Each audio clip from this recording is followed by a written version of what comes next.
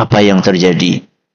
Nanti pada hari kiamat itu semua akan berubah menjadi debu.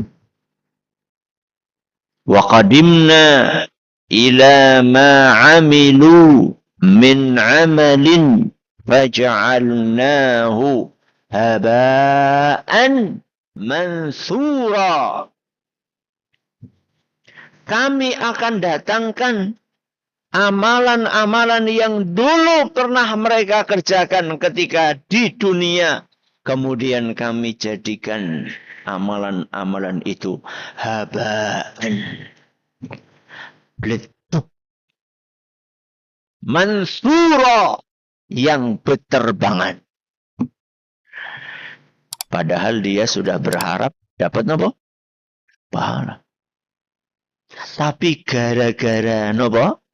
Boten ikhlas. Karena sedekahnya enggak ikhlas, karena kurbannya enggak ikhlas, karena hajinya enggak ikhlas, karena sholatnya enggak ikhlas, karena puasanya enggak ikhlas, karena ngajinya enggak ikhlas. Dia tidak akan mendapatkan apa-apa dari capeknya. Dia tidak akan mendapatkan apa-apa dari uang yang dia keluarkan.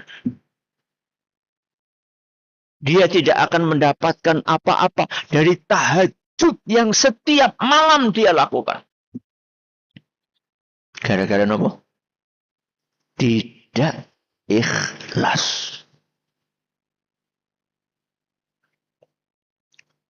Dan orang-orang yang tidak ikhlas seringkali gara-gara riak. Napa riak? Pamer. Orang-orang yang riak sholatnya, riak puasanya, riak umrahnya, riak kurbannya. Nanti di hari kiamat kata Allah subhanahu wa ta'ala, idhabu ila alladhina kuntum tura'una fid dunya. Wahai orang-orang yang riak, kata Allah, datanglah kalian, pergilah kalian kepada orang-orang yang dulu kalian riai. Napa riai? Yang kamu harapkan pujian. Riak kepada mertua. Berarti kon lunga mengone mertuane. Riak kepada bos. Kon lunga mengone bose. Riak kepada ustaz. Kon lunga mengone ustaz. Wahai orang-orang yang riak, pergilah kalian untuk menemui orang-orang yang kalian riai. Fanzuru hal tajiduna indahum jazaa'a. Mintalah pahala kepada mereka. Mintalah pahala kepada mereka. Sakit? Ya tidak bisa. Hadis riwayat Ahmad dan ini sahih oleh Syekh Al-Albani. Pahala itu hanya Allah yang bisa ngasih. Bos enggak bisa, ustaz enggak bisa. Apa maning mau? Mertua enggak bisa. Enggak ada yang bisa ngasih pahala kecuali Allah. Itu artinya orang yang riya enggak mendapatkan apa-apa dari amalan yang dia kerjakan. Rugi mboten? Rugi.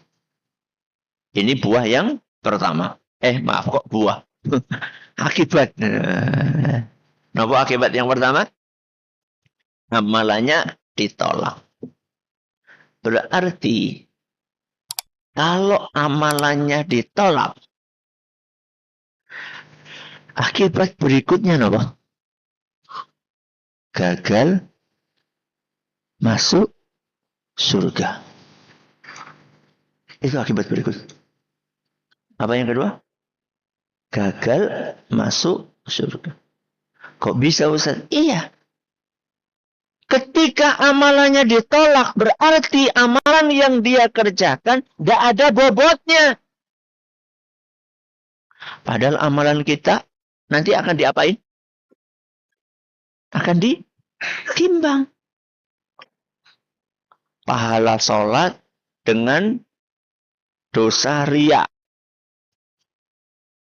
Lawong sholatnya nggak dapat pahala. Gara-gara apa? Riya. Ditimbang beripun? Ya nggak ada bobotnya.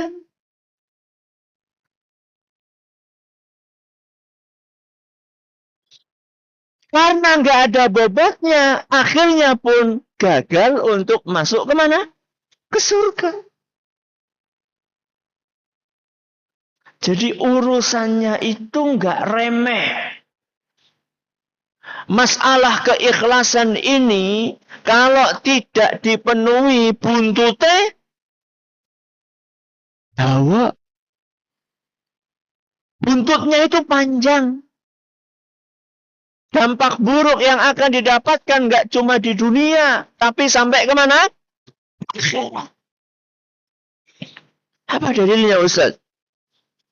Bahwa orang yang tidak ikhlas itu bisa gagal masuk surga. Hadis Nabi Shallallahu Alaihi Wasallam yang diriwayatkan oleh Imam Abu Dawud dan dinilai sahih oleh Syekh Al-Albani.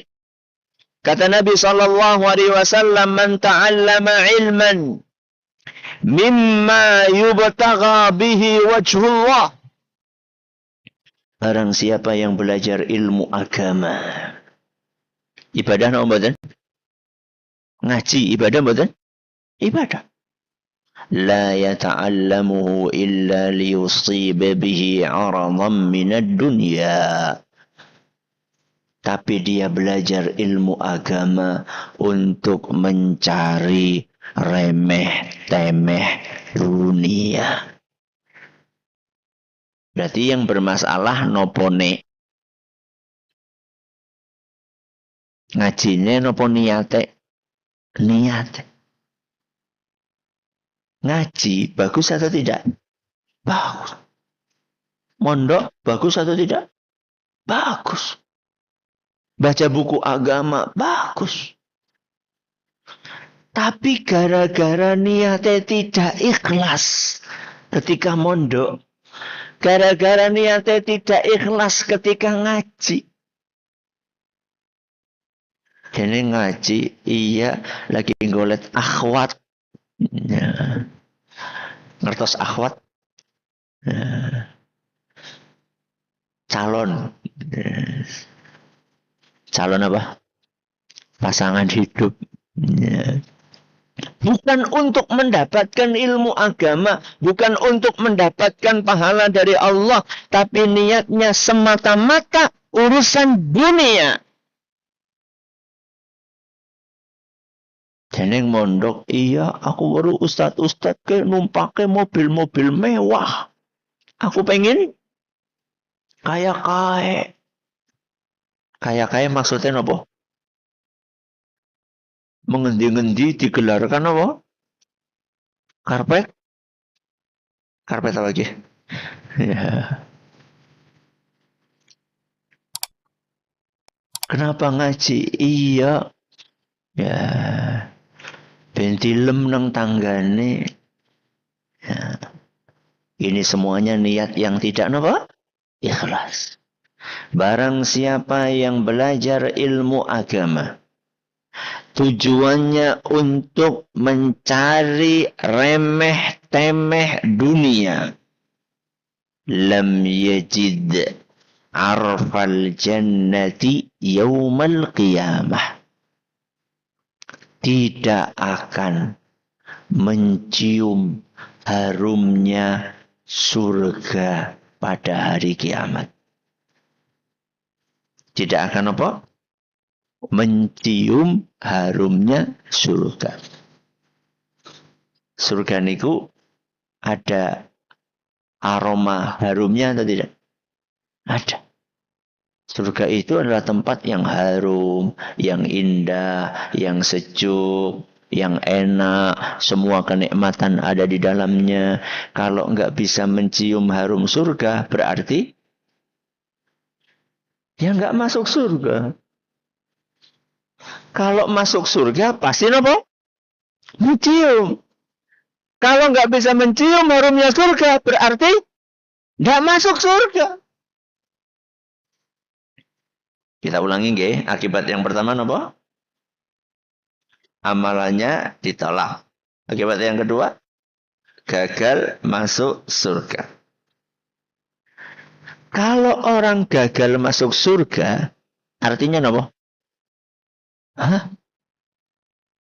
Maka akibat yang ketiga adalah terancam masuk neraka. Karena di akhirat itu adanya surga sama apa? Neraka. Masuk surga gagal, berarti sisanya neraka. Rentetannya tuh seperti itu. Satu, amalannya ditolak. Karena amalannya ditolak, berarti gagal masuk surga. Karena nggak boleh masuk surga, maka masuk neraka. Itulah bahaya yang ketiga. Apa bahaya yang ketiga? Terancam masuk neraka. Bahkan yang menyeramkan adalah terancam masuk neraka pertama kali. Jadi bukan masuk nerakanya di tengah-tengah atau terakhir, bukan. Kata Rasulullah sallallahu alaihi wasallam dalam hadis yang diriwayatkan oleh Imam At-Tirmidzi dan dinilai hasan oleh Syekh Al-Albani, ulaika tsalatsa awwalu khalqillah tusa'aru bihimun naru yaumal qiyamah. 3 jenis manusia yang akan pertama kali dibakar di neraka. Siapakah mereka? Yang pertama, rajulun ustushhid. Orang yang mati ketika berjihad. Yang kedua, wa rajulun ta'allamal ilma wa 'allamahu wa qara'al Qur'an. Orang yang belajar ilmu agama dan mengajarkannya serta rajin membaca Al-Qur'an. Yang ketiga, wa rajulun wasta'allahu alaihi wa a'tahu min asnafil mali kulli. Seorang yang dikaruniai oleh Allah harta melimpah dan dermawan. Ki wong bener apa wong ora bener iki? Wong telu ki wong bener apa ora bener iki? Wong bener kabeh. Satu napa? Jihad. Bahkan mati di medan jihad. Yang kedua, ustaz, santri. Yang ketiga, orang yang dermawan. Ikan wong bener kabeh. Dan 3 orang ini yang pertama kali akan dibakar di api neraka. Jadi ini untuk tukang mabuk ya.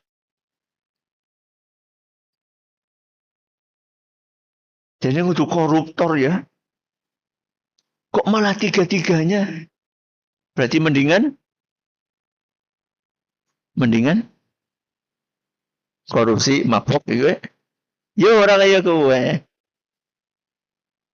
3 orang ini melakukan kebaikan-kebaikan yang luar biasa. Tapi bermasalah. Bermasalah. Dan masalahnya sama. Napa? Tidak ikhlas. Sama. Itu masalahnya. Yang pertama, sinten wau? Orang yang berjihad. Dia berjihad, perang di jalan Allah. Tapi niatnya adalah untuk mencari pujian, keberanian. Pak anu ke sangat nopo pemberani. Jadi dia berangkat ke medan jihad bukan untuk mengharapkan ridho Allah. Tapi dia berangkat ke medan jihad supaya disanjung, dipuji, dielem sebagai sosok pahlawan, sebagai sosok pemberani yang tidak takut dengan musuh. Itu niatnya. Ini yang pertama. Yang kedua, siapa mau? Ustaz? Orang yang belajar ilmu agama dan mengajarkannya. Bagus. Tapi sayangnya niat dia tidak ikhlas. Mondoke mboten ikhlas, ngajine mboten ikhlas. Tujuannya apa? Liyuqala huwa alim, liyuqala huwa qari. Tujuan dia belajar agama itu supaya mendapatkan gelar alim, ulama besar, ulama karismatik. Qari tingkat apa? RT. Qari tingkat internasional. Itu tujuan dia. Dan yang ketiga, siapa tadi? Dermawan. Dia berinfak tujuannya bukan untuk mencari pahala dari Allah. Tapi tujuannya lagi-lagi supaya mendapatkan sanjungan dan pujian. Berarti ngesuk infak nama mboten? Ngesuk infak mboten? Tetap. Ngesuk tetap ngaji mboten? Kok bengi ding? Tetap ngaji no mboten? Tetap. Tapi jaga nopo? Niat. Jaga nopo? Niat. Jangan cuma memikirkan amalan lahiriah. Tapi perhatikan amalan batiniah. Setiap melakukan ibadah apapun dicek. Apa nih? Niat. Keikhlasan. Ngaji sing ikhlas. Sedekah sing ikhlas. Umrah sing ikhlas. Mondok sing ikhlas. Pokoknya amal soleh apapun.